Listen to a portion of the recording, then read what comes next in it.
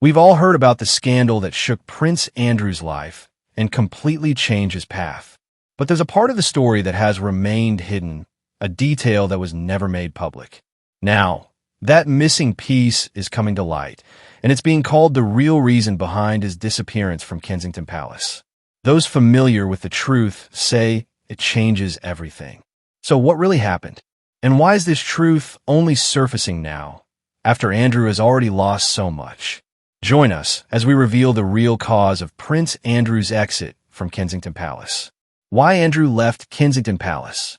It all started in 1999 when Prince Andrew formed a friendship that would later haunt him and the entire royal family. That year, through Ghislaine Maxwell, he was introduced to Jeffrey Epstein. Epstein was already known among elite circles for his wealth and powerful connections. And Andrew, who had a reputation for keeping company with the rich and influential, was drawn into Epstein's world. At the time, this relationship didn't raise immediate concerns, since Epstein's public downfall and criminal exposure were still years away. Andrew visited Epstein's extravagant properties, attended exclusive social events, and even allowed himself to be photographed in situations that would later resurface and cause serious damage. What seemed like just another of Andrew's elite friendships in the late 90s actually planted the seeds for what would eventually force him out of Kensington Palace. By the early 2000s, Andrew's name started appearing in the media linked to lavish trips paid for by wealthy associates. The press nicknamed him Air Miles Andy, as he became known for globetrotting at the expense of taxpayers or rich benefactors, often mingling with controversial businessmen and authoritarian figures. Reports suggested he was becoming increasingly careless about how his friendships looked, prioritizing access and luxury over discretion. His role as the UK's special representative for trade and investment put him in contact with global figures, but also made his questionable associations harder to ignore. When news broke that Andrew had dined with dictators and accepted hospitality from businessmen accused of corruption, the palace grew uneasy. His image as a senior royal shifted from public service to scandal, creating early tension within the family about his judgment. Over the years, he continued to rely repeatedly on wealthy friends. In 2010, long after Epstein had served time for soliciting a minor, Andrew was still seen walking alongside him in Central Park. That photograph, splashed across newspapers worldwide, was a turning point. It was no longer possible to downplay their friendship as innocent. Many organizations began distancing themselves from the prince, and rumors about his judgment circulated loudly within royal circles. His presence at Kensington Palace became a liability, and confidence in his ability to perform public duties without further controversy was fading fast. The scandal intensified in 2015 when court documents named Andrew in connection with allegations from Virginia Giuffre, who claimed she had been trafficked by Epstein and coerced into an intimate relationship with the prince while underage. Andrew denied the accusations, but the damage was immediate. International headlines branded him as part of one of the most explosive scandals to hit the modern monarchy. Although he was never charged, the stain on his reputation only deepened. Inside the palace, discussions shifted away from his future responsibilities and focused on protecting the institution from further fallout. By 2019, tensions reached a breaking point. That November, Andrew agreed to a BBC Newsnight interview to defend himself. However, the interview was widely condemned, not only for his odd explanations, like claiming he couldn't sweat, but also for his lack of empathy toward Epstein's victims. Instead of restoring his reputation, the interview backfired spectacularly. Even his closest supporters were taken aback. The consequences were swift. Organizations severed ties, advisors resigned, and the royal family faced intense pressure to take action. This interview marked the moment Andrew's role in royal life became untenable. That same year, senior royals began applying pressure behind the scenes. Prince Charles and Prince William were particularly vocal, viewing Andrew as a growing liability.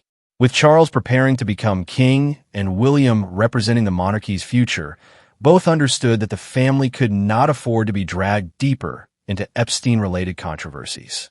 Their influence meant Andrew's position was directly threatened.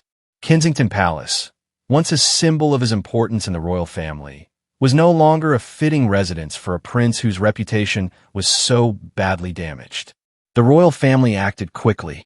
In late 2019, shortly after the interview, Andrew announced he would step back from public duties indefinitely. While the announcement left the door open for a potential return, insiders knew this was permanent. Soon after, the Queen stripped him of his military titles and royal patronages. He also ceased using the style His Royal Highness in any official setting. These moves were more than symbolic. They marked his full removal from public royal life. Without official duties to justify his place at the palace, his departure was inevitable. As legal battles continued overseas, the monarchy faced a new challenge. In 2021, Virginia Giuffre filed a lawsuit against Andrew in the United States. "I had just been abused by a member of a royal family." The idea of a senior royal facing legal action in an American court was unprecedented and deeply troubling for the monarchy. There were growing fears about what further damaging evidence might come alight.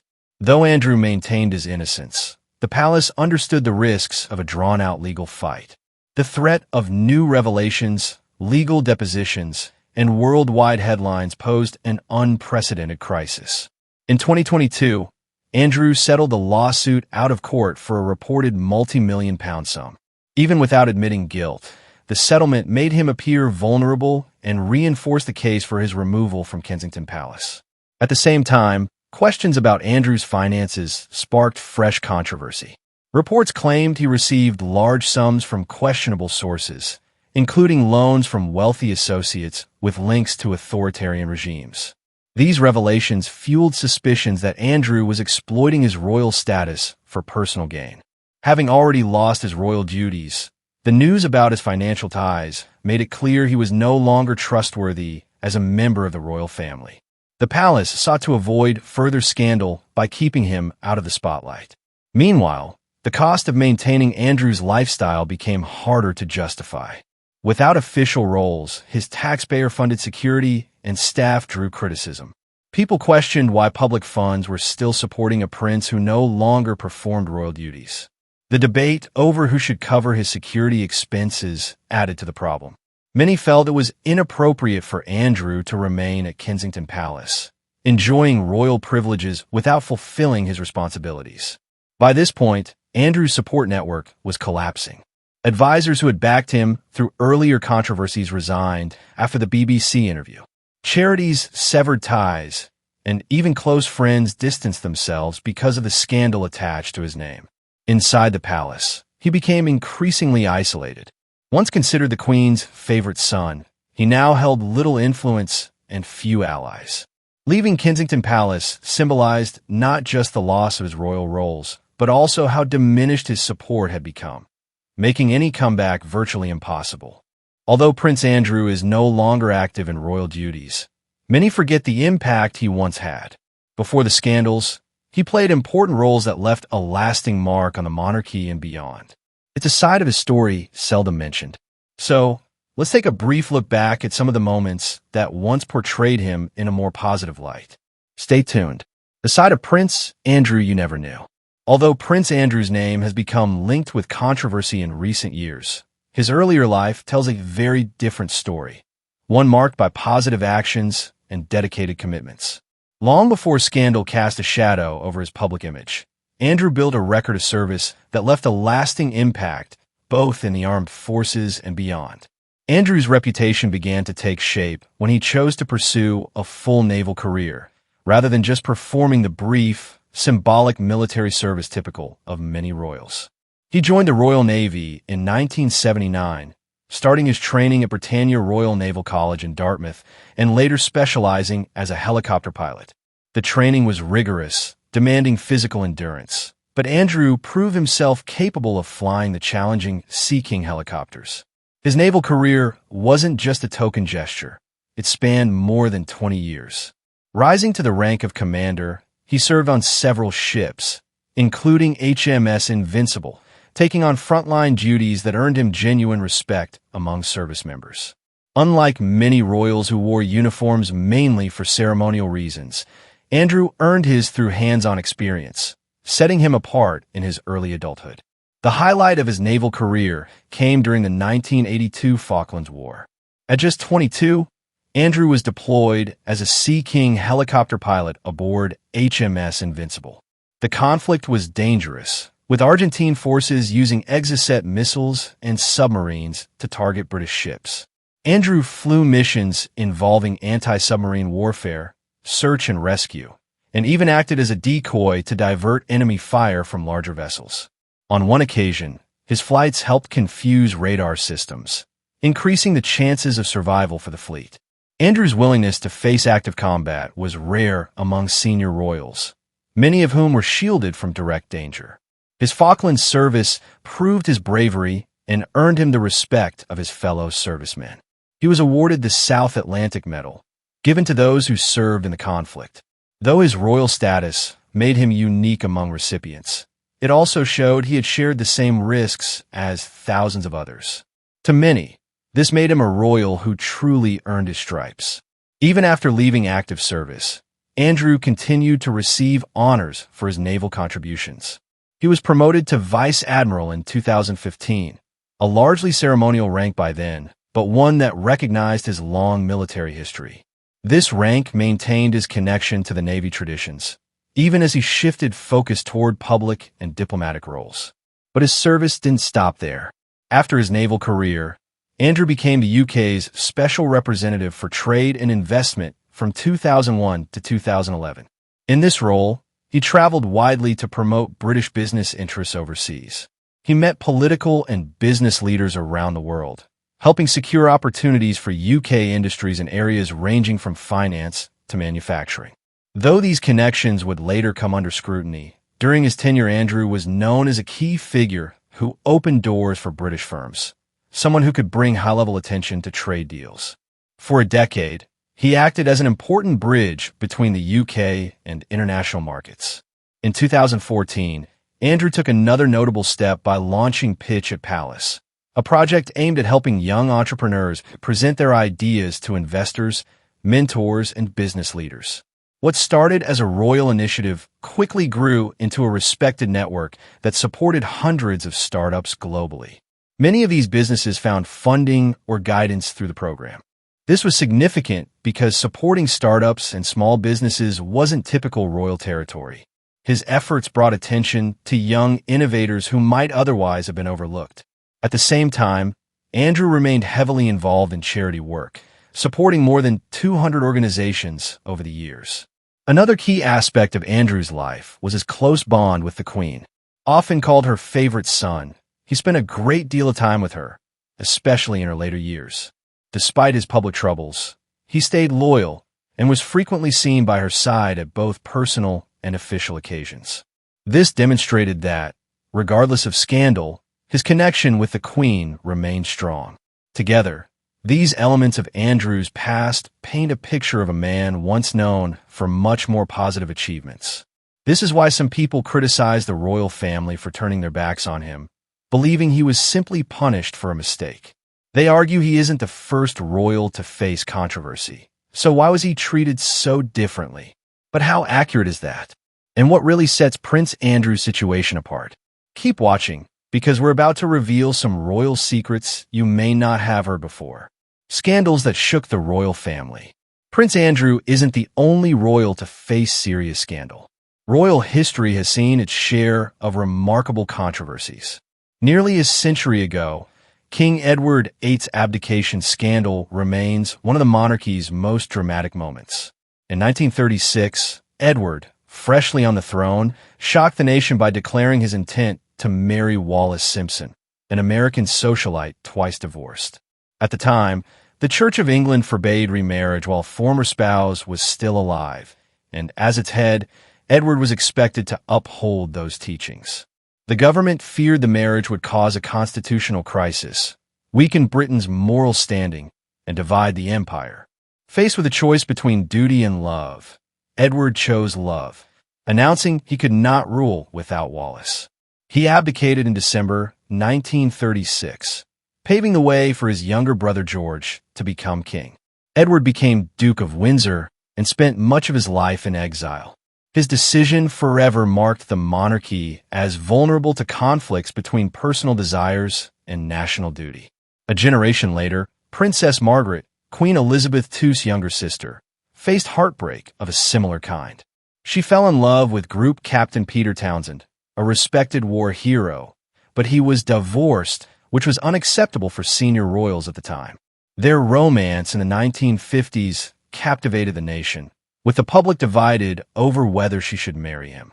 Under the laws and church influence, marrying a divorced man was taboo for royalty. Margaret struggled between duty and personal happiness, eventually issuing a statement in 1955 ending the relationship, a decision many say left her deeply wounded. She later married Anthony Armstrong Jones, but that marriage was troubled, ending in divorce amid mutual affairs. The Townsend affair was one of the first post-war reminders that royal life often demands sacrificing personal desires. Yet Margaret's personal choices continued to attract headlines. Known for her glamorous and rebellious lifestyle, she smoked heavily, drank frequently, and mingled with celebrities who thrived on scandal. In the 1970s, her relationship with Roddy Llewellyn, a man 17 years her junior, made front-page news. The public was shocked to see a princess holidaying with a much younger lover, revealing cracks in her marriage. Her wild lifestyle affected her reputation and contributed to serious health problems caused by heavy smoking. Margaret became known as the Royal Rebel, someone who often defied the strict control expected from the royal family. Another major controversy involved Prince Charles and his long relationship with Camilla Parker Bowles. Though they met in the 1970s, their affair rekindled during his marriage to Diana, Princess of Wales. What began as rumors became undeniable when Diana, in her famous 1995 interview, said, "There were 3 of us in this marriage." The revelation made Diana a figure of public sympathy and cast Charles as unfaithful. For years, their affair overshadowed his royal duties and turned public opinion sharply against him. Only after Diana's death and years of steady effort by Charles and Camilla did the public begin to accept their relationship, culminating in their 2005 marriage. Diana's Panorama interview in 1995 was one of the most damaging blows to the monarchy in modern times.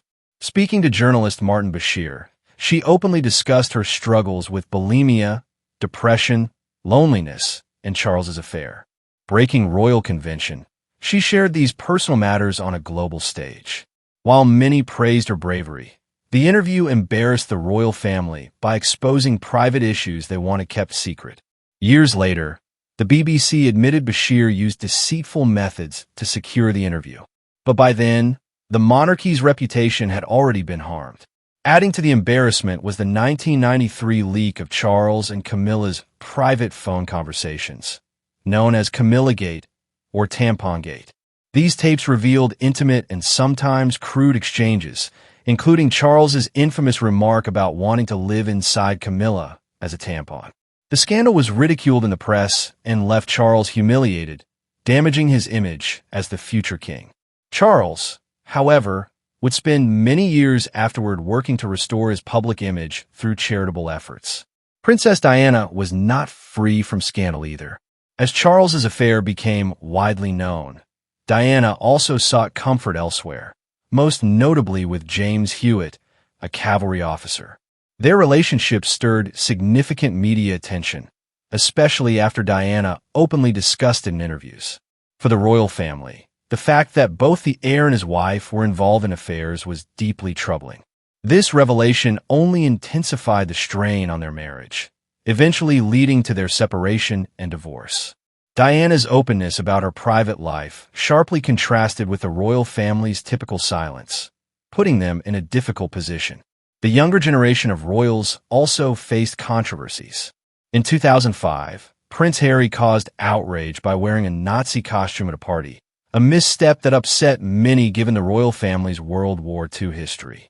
Harry apologized, calling it a careless mistake, but the incident gave him a reputation as a rebellious prince.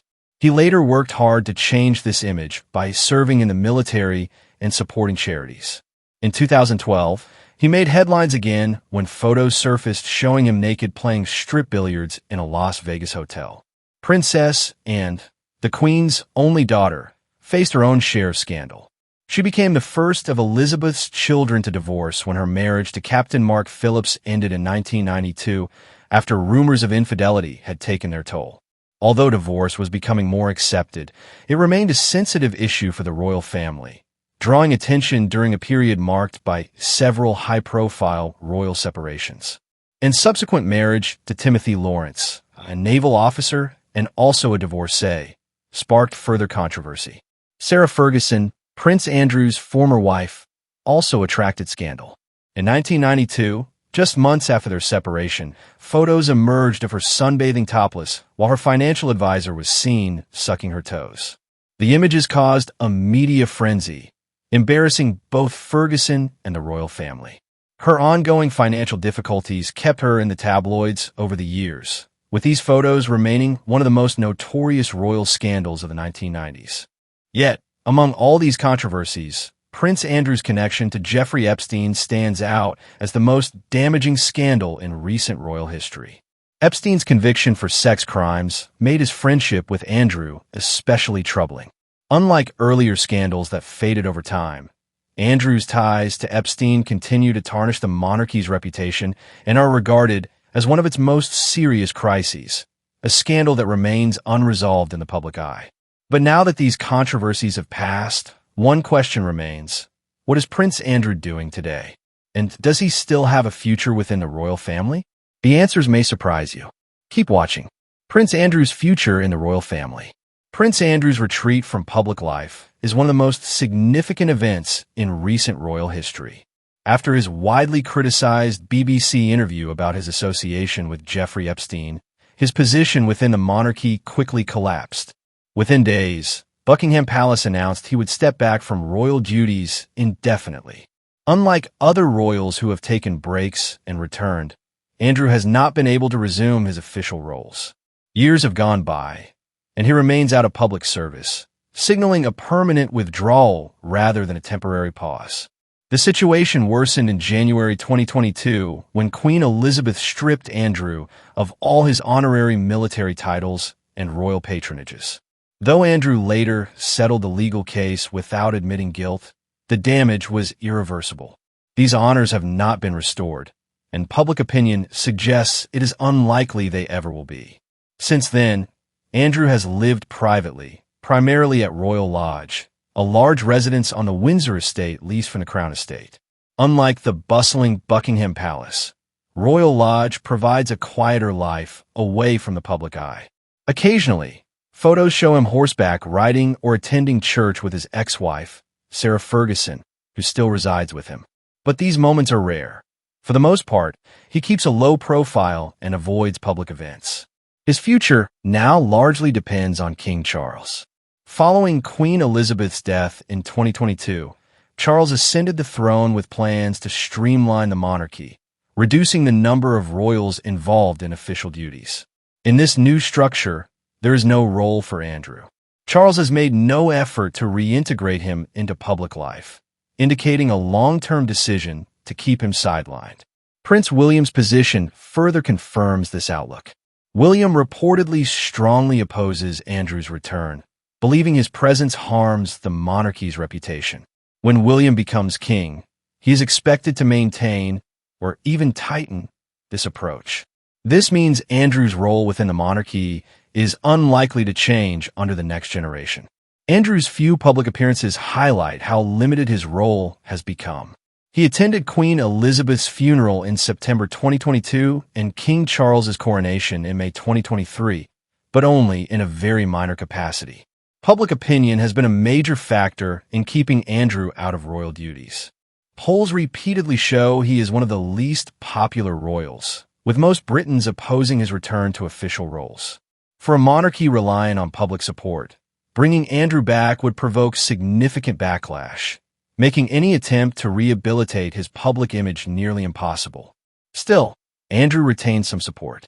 His daughters, Princess Beatrice and Princess Eugenie, remain close, and often stand by him. Sarah Ferguson has also spoken out in his defense multiple times, showing loyalty despite their past separation.